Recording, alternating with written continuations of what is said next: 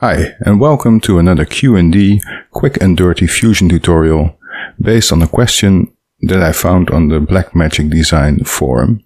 This one is from Edwin Rivera, and he wanted to get rid of this green part of the screen in the most convenient way possible. He couldn't figure it out, and I'm here to help. So let's get to work. This is a typical situation where you'll just have to make do with the footage you're given. When you look at the footage I was sent, it's only 1280 by 720. And from that footage, there are already parts missing because it was exported from the editor with the black bars already in there. So I have less than ideal footage to work with. Also, it's pretty heavily compressed, which will factor in the difficulty in getting this done. Because my initial estimation was that you could do this in a relatively simple way. It's not an ideal color, so it's not actually keyable, but it looks pretty straight. It looks pretty good. But as we can tell when we move in there, it's pretty heavily compressed. But, well, since it's not ideal, maybe we can get away with it anyway. So my first attempt was by using a matte control and connect that to the original footage. And I want to create a garbage mask, so I can create a hole in here. So my first idea was, well, make a key, but since it's not an actual key color, I'm going to use the magic wand, or a matte wand mask as it's called in Fusion. I connect it to the garbage mat, and then I move the selection here. And as you can tell, it's getting us in a pretty nice way, pretty quickly. Maybe just increase the range a little bit. Maybe a little soft edge.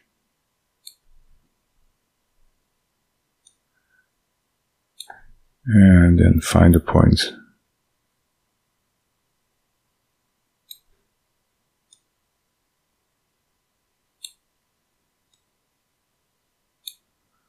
Bigger range. Not so soft edge here. And not a soft edge too much here. So, well, this looks relatively decent. But here's one situation where the fact that the black bars are already in the picture are working against us, because we have some leftover pixels over here. But, well, let's see how far that has gotten us. I multiply the garbage mat so we get a nice hole in there. I created an evenly lit gray background. I connect it to the output of the matte control. Swap the inputs. And there, well, if you look at it as a still, it looks pretty decent, but as soon as it starts moving, there is a slight problem. And here's where the compression starts rearing its ugly head. Because as you can tell, in the different color channels, it's not the best possible solution. To us as viewers, it looks like a straight line. So one of the ways to maintain that illusion is to actually create a straight line in the mask. So what I'm going to do is just get rid of this. These tools, well, I can leave the merge in there. And I'm going to create a tracker tool.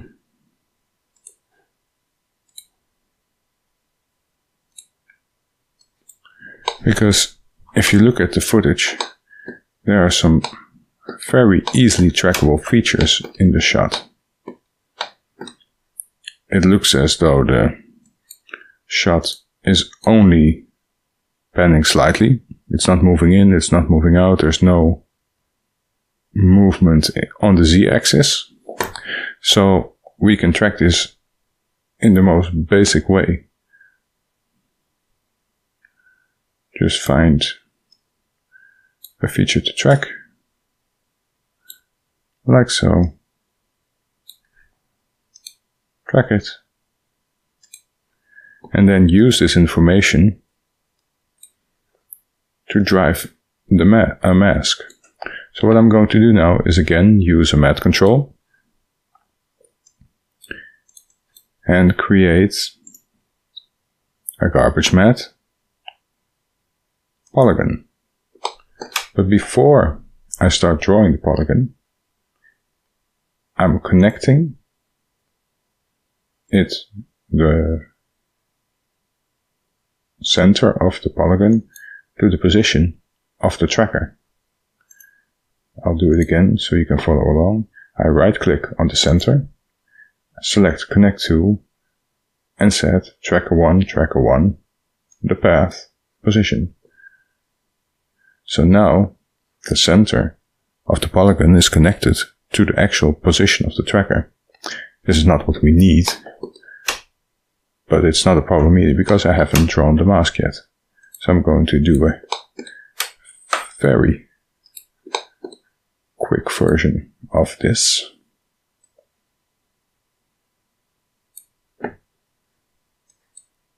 Going to take a look at the original footage.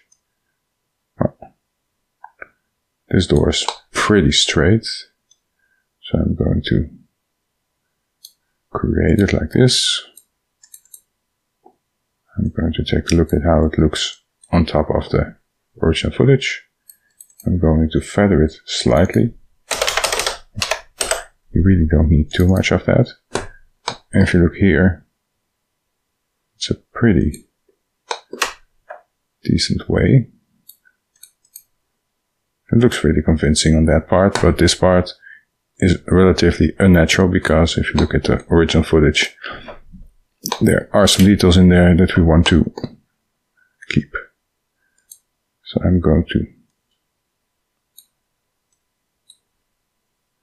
create a very, very, very basic mask for the sake of this tutorial,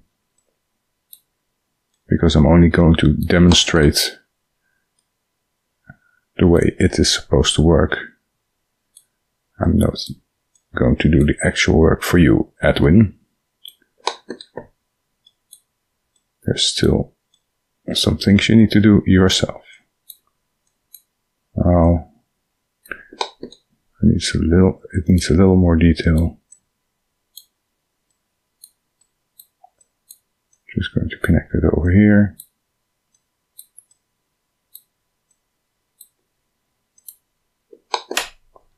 Let's see about that. That should do nicely. As you can tell,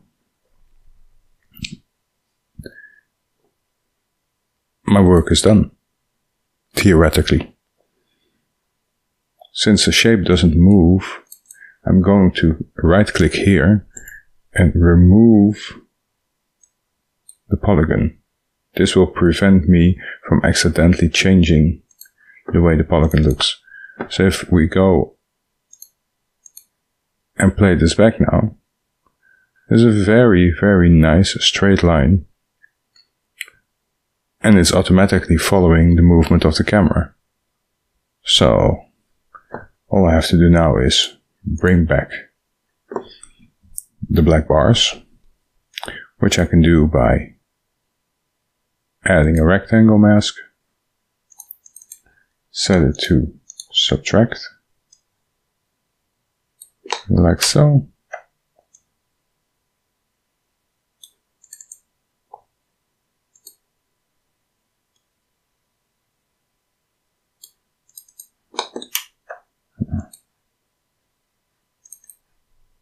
To make it a little bit higher. Not that much. I'm using the control key to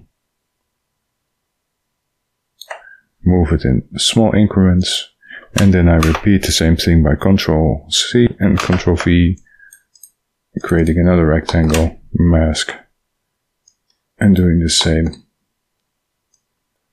at the top of the image. Let's see how close I am. Oh, that's pretty good. Oh, should have left it there. Yes, that'll do fine. There you go. We have a nice straight line following along in a quick and dirty way, just like we set out to do. Now, as a bonus, I'm going to show you how to use the information we already have from the tracker to drive the background of the image. For this, I downloaded an open source public domain image from a desert gold mine. Very nice and spooky. And resized it to fit on the 1280 horizontal size. If I put my original footage on top of it now, you can tell it's too high, but we'll fix that by using a crop tool set to 1280 by 720.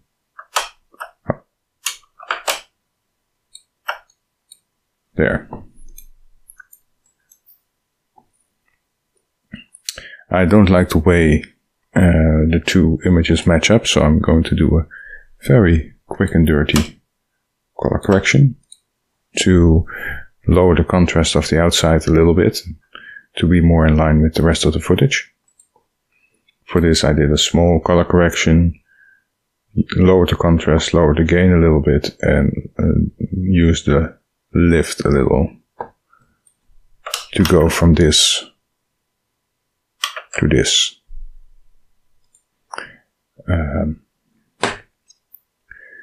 Then I used the transform tool to get the outside of the image, to get the outside of the desert gold mine over here, so it turned out to be a little more interesting. But the problem we have now, or still have, is that this moves, the background doesn't, which makes it very unrealistic. But one thing that's great about it now is I have an image here now that's 1280 by 720, and I have an image here that's 1280 by 720. So the images match in size. So all I have to do to connect the two together is by using a transform tool and connect that to the tracker.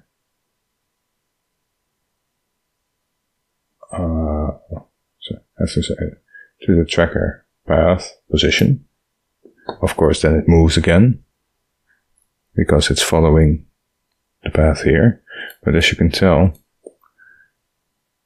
it is moving in the same direction at the same speed. So we're almost ready. So I'm going to add here. I right click, I say insert, and I use offset position. This will add a modifier here, which has an offset on the transform to center, which is this one. It's following the position from the tracker because we connected that together, and here's the offset, which you can tell what is. If I drag the small axis crosshair back to its original position, more or less, it's over here, and now we're done, basically. Of course, the original green screen is reflecting on the side of this actor's face. So you want to do a local color correction of that. Since this guy is very sharp, but this one is already slightly more out of focus, it's probably more realistic if you put a small defocus tool in here. See? Even at its most basic setting, it's doing a pretty good job. Because if I over-exaggerate, it looks like this was shot on a very long lens, which it wasn't. So I'm going to go back to the default setting in this case, because it looks, well, pretty decent in my opinion.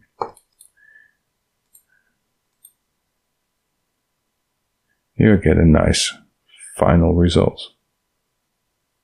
Okay, it's never really final, because since this is coming from the outside, maybe it's a nice idea to add a small soft glow, because outside is slightly lighter, because there's the sun.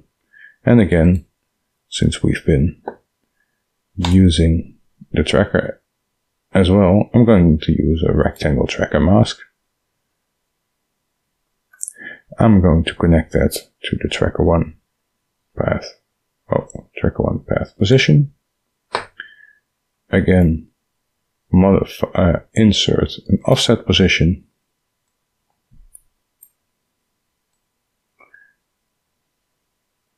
To put this back in place.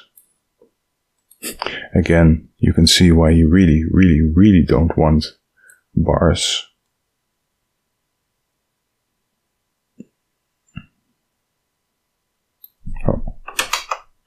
Where you really don't want any bars in there. I'm going to have to move this one.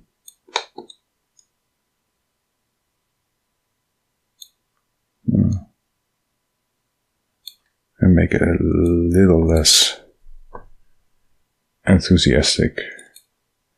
I'm going to use a threshold. I'm not going to use the gain that much, but I'm just going to light it up slightly so it has the effect of the outside light going in.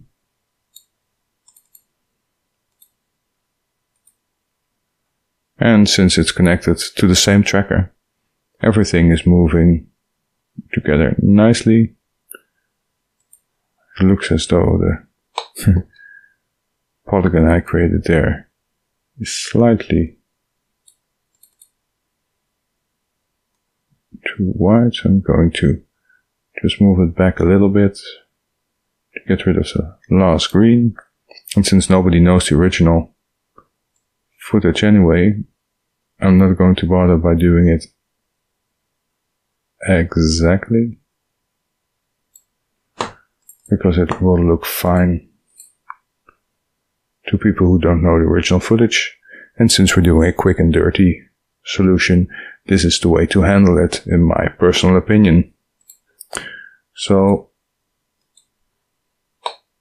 there you have it. Maybe, well, since I'm busy anyway, I'm going to use another tracker. Connect it to this guy's ear.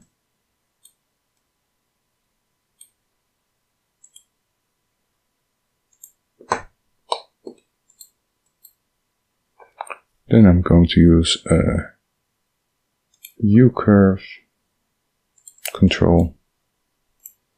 Use a small polygon mask again, which I'm going to connect to tracker 2 path position, which is his ear. And then I'm going to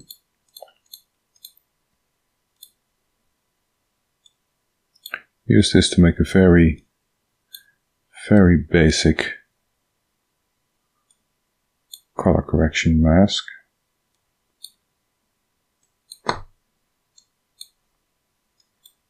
See, oh, this is probably too wide.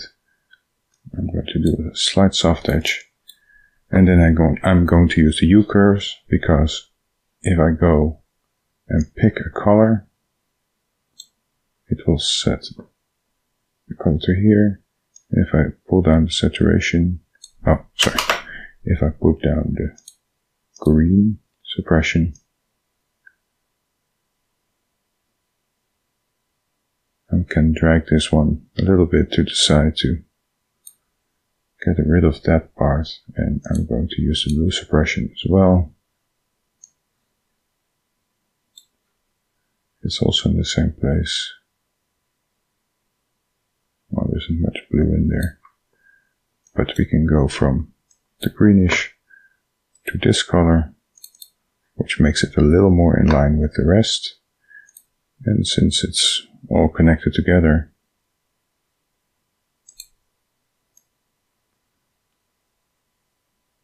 let's see if it still moves. Yeah. We go from here to this, which gets rid of the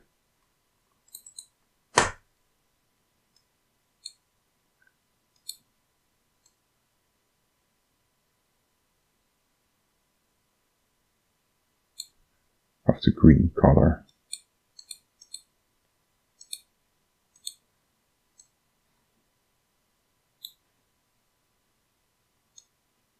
If I make a small adjustment, so you get some black eye if I do it like that. So we have the original footage and the slightly corrected color.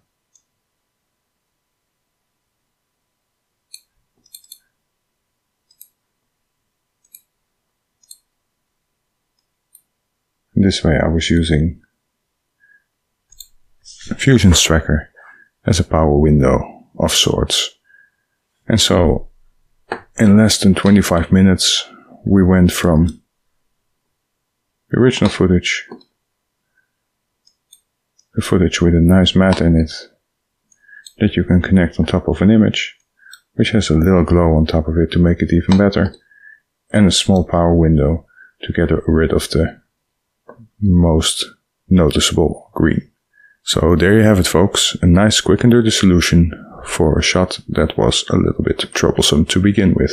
I hope it was useful for you, and I'll be back soon with another Q'nD tutorial. Thank you, bye bye.